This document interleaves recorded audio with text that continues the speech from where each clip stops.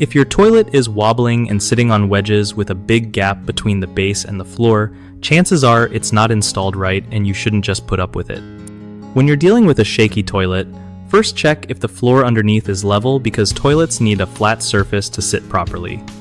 Using shims or wedges can fix minor uneven spots, but they should never be the main support or keep popping out like yours. The toilet flange, the ring that connects your toilet to the drain pipe, needs to be flush with the floor.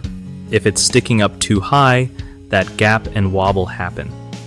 When shims are involved, they should be glued or caulked in place so they don't move around. Also, make sure the toilet sits fully on the wax ring seal. If it's only partially on it or sitting on the flange horn, leaks and instability can occur. If your toilet feels like it's levitating or is higher than before, something's up with the flange height or how the wax ring was installed. You might want to pull the toilet off and look under it.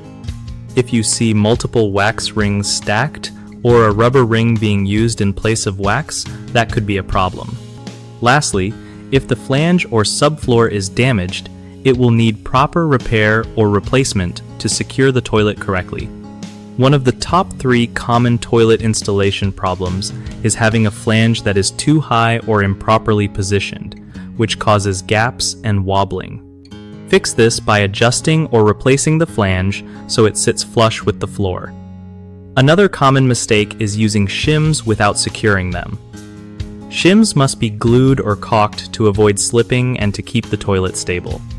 A third issue is improper wax ring placement, like stacking multiple wax rings or not sealing correctly on the flange horn.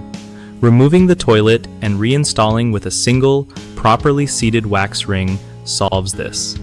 These problems often cause leaks, wobbling, and an annoying floating feeling for your toilet. BigHomeProjects.com helps homeowners find reliable local contractors who actually know what they're doing so you don't end up with a toilet that's wobbling on wedges.